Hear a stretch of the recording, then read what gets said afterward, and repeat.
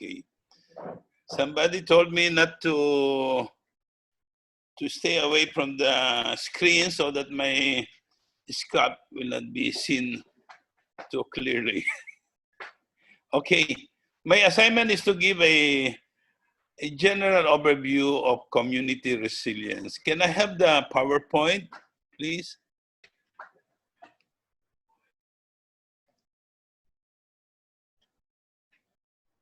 Hello?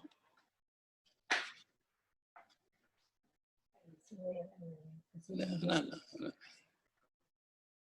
The PowerPoint there. Okay. So this is very simple, and I hope everybody will understand me. But the purpose of this presentation is just to, as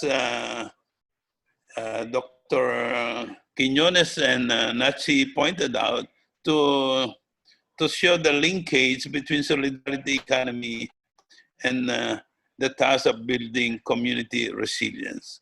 Okay. Next. So let me start with definition. The simple definition of resilience is capacity to withstand adversity and bounce back. So if you fall on the wayside, you have the ability to bounce back. Or you have the ability also to absorb the stress of falling down, and then of course the ability to stand up. Now, in the last 2 decades, resilience is increasingly used in the context of families, communities, and whole societies. And in particular, community resilience has become a very popular term. It is generally associated with community responses and adjustment to climate change. I think you are familiar with the literature. And with climate change and environmental problems, governments all over the world, on the instigation of the UN Environmental Program, they're doing what is called as a DRRM, Disaster Risk Reduction and Management programming. Now, if you look at check the Google, there are at least 140 million entries related to the term community resilience. Again, by definition, simply means sustainability of a community. This time, not just of an individual, community, to utilize available resources to respond to, withstand, and recover from adverse situations. Next. Now, on the environment, I'm sure this is a review to most of you because there was a discussion earlier, according to Dr. Ben, about the environment. But you see, Asia is facing 2 major environmental challenges.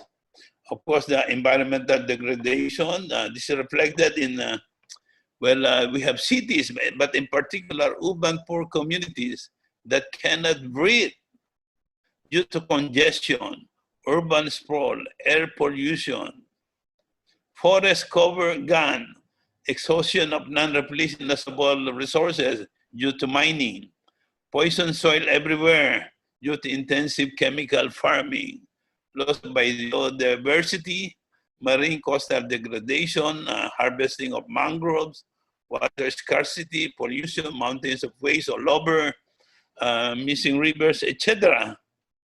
Now, in all of these, poor communities are the most vulnerable to environmental hazards. Next. The other one is the one that is very popular in the circles of the United Nations people because there are so many meetings and conferences on climate change. The forecast, the discussion and negotiations on how to reduce global warming has been going on for several decades already. starting, I think, with this Yugo conference now. Anyway, the forecast, according to some scientists, this was in the early, at the turn of the millennium, life unsustainable in 50 years.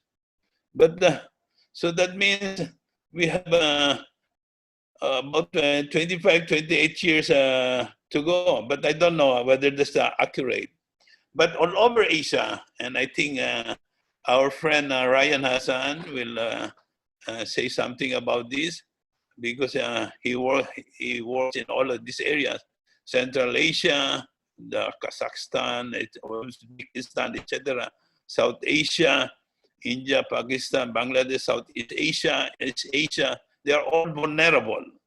But the most vulnerable in Asia are Philippines, Bangladesh, Myanmar, Laos, Indonesia, China, and India.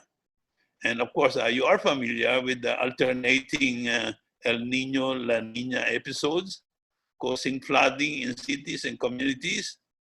But the opposite is you have drought or drying up of farmlands, affecting our farmers. And of course, Asia is not doing enough to combat climate change. One of our speakers, Ian Rivera, has been attending this the talks among parties, the so-called conference of parties on reduction of commitments to reduce GSG emissions. But many governments in Asia are sometimes on rhetorics they approve, but in practice they do not approve. And in particular, we have two global financial institutions in Asia, Asian Development Bank and the China Managed Asia Infrastructure Investment Bank. Again, these two institutions, they are full of rhetorics on waging a war against climate change, and yet, irony of ironies, they continue to fund coal plants and fossil fuel run plants, which cause all these GSG emissions, leading to further global warming. Next, please. So in all of this, both the environmental degradation and then the climate change, the biggest victims are the poor. I think we all know that. Now, next, please. But this is what I would like to emphasize in this presentation. Community resilience is not limited to environment. Socioeconomic concerns matter. In the first place, environmental risks are intertwined with economic and social realities obtaining in any given community. And I think this is the reason probably why this in ASEC, they have added this S, another S, social and solidarity economy, because we are in a community. The UN International Strategy for Disaster Reduction, in fact, even link community resilience to the fulfillment of all the 17 Sustainable Development Goals. You can download this, ladies and gentlemen, but just to show you the significance of community resilience in the listing of UN, let me cite SDG 1, which is to end poverty in all its forms by 2030. The target that they put here is build the resilience of the poor and reduce vulnerability to economic, social, and environmental shocks and disaster. This was even approved by the UN General Assembly in 2015. So the overall point is that there is a need for a holistic approach to community resilience, encompassing major aspects of life. Next, please. And today, there's another dimension that is being discussed, the health dimension, and I think you know the reason why. Community health resilience, the ability of community to improve its physical, environmental, social health system. And yet, the reality on the ground in many places and many countries, the public healthcare system is broken, especially in poor communities. Earlier, Dr. Ben was referring to existence of a public healthcare system at the grassroots in Japan, but that does not obtain in most countries. Now, in relation to this, policymakers ought to be reminded about this very important declaration adopted by member countries of the World Health Organization in 1978 in the conference held in Alma-Ata. The declaration is very valid and is very beautiful, well written. It says that health is a fundamental human right whose fulfillment requires the action of social and economic sectors at the community level. Hence, the focus of the declaration is the establishment and strengthening of primary healthcare system at every community to address health, economic, and livelihood concerns of community in a holistic manner. Note, even in 1978, they are already emphasizing the integrated approach and then including participation of families in the system. Question, which countries have complied with the Alma-Ata Declaration? Well, in my list, it's very few countries, but number one on top will be Cuba, because they have this, in every barrio, they have a clinic run by a doctor, they have a doctor and personnel, who even, the doctor even goes around the barrio asking about the situation. But the clinic is also the center of this discussion of economic, livelihood, and security concerns.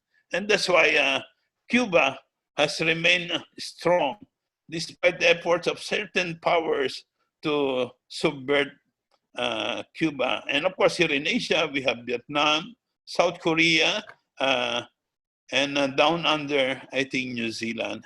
These countries happen to be the big winners in the fight against COVID. Next, please. COVID, again, in relation to the public healthcare system, COVID bears hard realities at the community level. You see this, the poor public or missing public care system is compounded by, you see the reality of poor housing.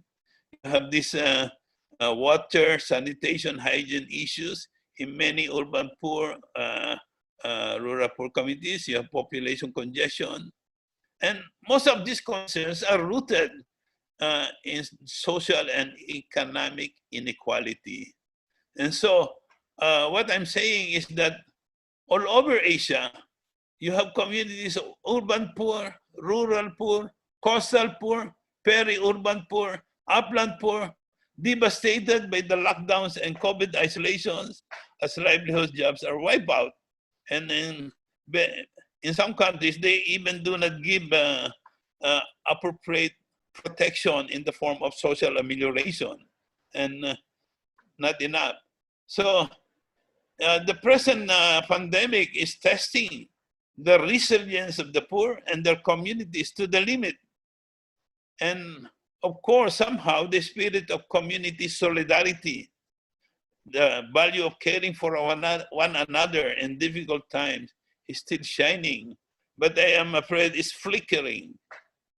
And so therefore, I say building community resilience based on solidarity economy and community healthcare and community wellness is a must for all of us in COVID times and post-COVID times. Next, please. So the big challenge really is how to build up community resilience while we are waging battles on major fronts. On the environmental climate change front, I think you all know this, many poor communities are not climate change proof. You have environmental degradation continuing. Some communities with funds, but especially the poor without any budget. On the economic front, precarious labor is widespread, unemployment is widespread, underemployment also. And the worrisome here in Asia, the global value chain is collapsing. You see, Asia, factory Asia, centered in China, is collapsing. If you have the time, please try to download the 2020 report of UNCTAD. And you see 80% of global trade is done through the global value chains of the multinationals. And this is what is globalization is all about. And it's collapsing for many reasons, including artificial intelligence, now COVID, and then you have the US-China trade war. And on the social front, you have lack of harmony, unequal society, traumatized health workers is happening everywhere, especially here in the Philippines, in US, Europe. You have all these complaints. And on the health front, this so-called race to produce the first vaccine. I think this has become a contest among the big pharma companies. But when we'll be able to develop it and reach the poor at a reasonable price, we don't know. But what is very clear is that this year and next year and probably up to 2022, according to the University of Minnesota report, there will be surges or waves of infection continuing. Hopefully, we shall not be hit by a monster wave. So, in all of this, can the spirit of solidarity, which is being espoused by ASEC, be revived in support of the whole of community approach in addressing all these various challenges under these various fronts? Next, please. Now, some lesson from history, because in economic, there's a lot of discussion now whether you have to be able to on stimulus. And what's happening is everybody, almost all governments now are adopting some stimulus. And so the foremost example here is, of course, the most successful in the use of stimulus historically was Franklin Delano Roosevelt, when he was able to turn around America in 1930s at the height of the Great Depression with this New Deal. And surprisingly, part of the New Deal is recognition of workers' rights, including collective bargaining, creation of green jobs, just planting 220 million trees, and then trying to address there were giant dust bowls in America then. They were able to green the area, launching of public works to employ the unemployed, electrification of the whole of America in the 1930s. In the Philippines, 3 years after Roosevelt, our president launched a somewhat similar program, social justice program, creation of the Court of Industrial Relations to address worker-peasant grievances, passage of the 8-hour labor law, homesteading, and then, of course, homesteading and land colonization to address the problem of the peasants, the clamor for land.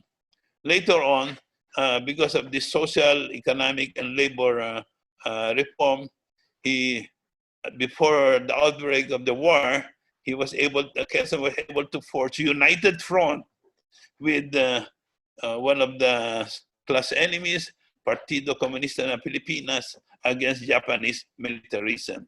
Next, please. So let me focus now on what the Freedom from Debt Coalition is espousing. We are espousing this people-centered, holistic community development. And our executive director, Sina, has been discussing this in various fora, especially among women's group.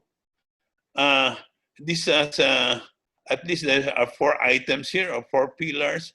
One, promotion of women-led solidarity economy.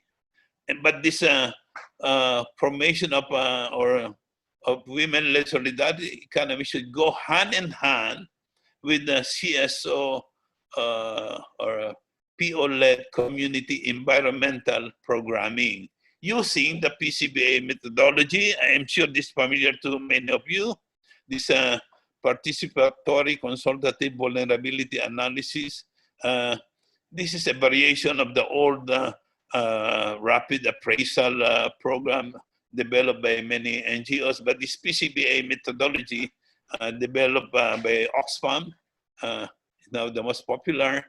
At the same time, with this solidarity economy, there should be this continuing advocacy. Organized communities are part of the national movement seeking to establish a debt worry-free, independent, and pro-Filipino national economy, alternative to neoliberalism that has been in place for 4 long decades. At the community level, why do we have to assert this? Because what's happening at the community level, usually they are affected by policies like privatization, deregulation, or like water privatization, and so on, that are conceived at the national level.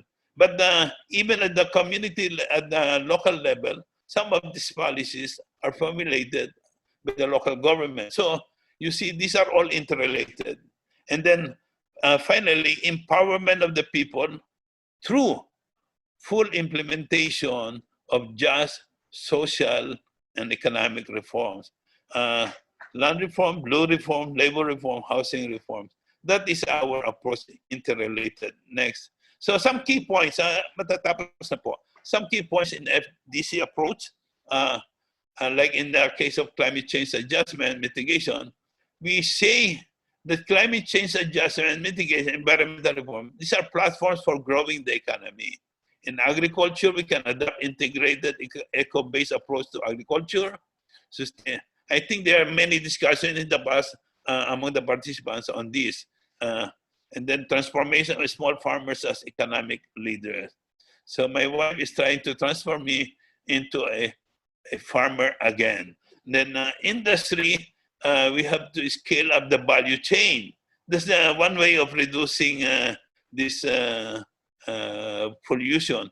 Add more values, jobs per chain, pursue fair trade, re-engineer existing industries to go greener and develop green industries, and the services, transform service industries into greener one. Well, I cannot go into the details, but there are many points of discussion around this. Next. And then strengthening community-based adaptation, mitigation, anticipation. We may add another A, adjustment, and another letter, transition. Anyway, because in the UNEP vocabulary, they talk mainly of mitigation and then adaptation. But anticipation is very important. And formulation of adjustment measures very important. So in all of this, the people's role is central, especially at the community level. And we know that one of the weapons that we use in introducing change and pushing for change, we map the problems, we map vulnerabilities, we map the risks, and then we plan and implement community renewal with participation of the people, and this means capacity building in the process, and then of course, as I mentioned earlier, all of this supplemented by anticipation of likely risk. We need science-based early warning system, and then you see most of the DRM programs, or well, in the Philippines, these are government managed or government run. What I'm saying is civil society groups, CSO, POs should set up their own DRRM at the community level. Next. Here is an example of why mapping. Part of mapping is, of course, having showing the picture or sketches. And nowadays, you can even go to Google Earth. Now, this is a map of Mindanao. The red one represents that a small portion straddles several provinces. In the middle of, you have the Davao del Norte, Sarangani, South Cotabato, Sultan Kudarat.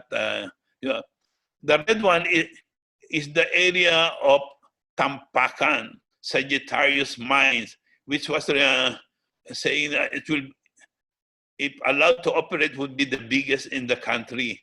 And they have been trying very hard. I don't know if maybe Ian can give us an update on the status of this. But you see, this controversial mines straddles between, three rivers. You have Marble River, Dada River, Katisan Ala River, and virtually these three rivers are serving three watersheds encompassing in quite a number of provinces. And overall, if that mine will be allowed to operate, it will affect around 1 million hectares of farmland. Can you imagine? In the name of just getting some minerals, they will wipe out the farmlands of tens of thousands of farmers in the area. And they also subvert our food security, because many of these areas are rice granary of Mindanao. Next. So I'm about to, so now on building grassroots base, this community resilience, we give importance to grassroots-based women-led solidarity economic networking. We envision development region by region, nationwide, among the people, informal grassroots entrepreneur, SMEs, associative sector, cooperatives, mutual aid organizations, social enterprises, whatever their shapes. The most important is there's some kind of networking. And then this networking should start from the ground and forge unity based on three major principles. The true spirit of Filipino cooperation. Damayan, it means helping one another in bad time. Bayanihan, helping one another when starting an enterprise. Unfortunately, they're not giving enough spirit to Bayanihan in this Bayanihan Law 1 and 2. And then Tangkilikan, when the enterprise is already growing, helping it sustain it, grow. So Damayan, when tragedy strikes, Bayanihan, when you're starting an enterprise, and Tangkilikan, when you're growing the enterprise. These are three very important values. Next. Oh yeah, I'm about to stop. Oh, well, you see this, they're not a couple. They are this mother and son, but the son is used to be with the underground in Marikina watershed area. This, they represent the Dumagat Remontado, and the mother. They're not, in our study some years ago in Antipolo, they have these forest dwellers have become forest keepers, and then we were able, and they have become champions of developing various tree seedlings. They have their own nursery, but our problem is that you see, despite some successes, and I'm sure some NGOs also have similar experiences, we can have some successes in starting a good enterprise, transforming the people in the area to practice solidarity economy, etc. But there are always outsiders who can come in with money, and then you have a problem of funds coming from the national and the local, and so it is not easy, we know. And so hopefully we can discuss this in the question and answer. So let me conclude, please. Next slide. So let me conclude by saying we all live in a sovereign, in a community. And our task is transform the community as a community of united people sharing the same values, building jobs, livelihood, strengthening resiliency, promoting community wellness. But I'm saying we have to integrate many of these concerns together. And while we are working for the transformation of the national and regional economy, we cannot leave, well, a community is not an island. And that's why we need a community of communities. And then, yes, we all live in a community. Thank you very much.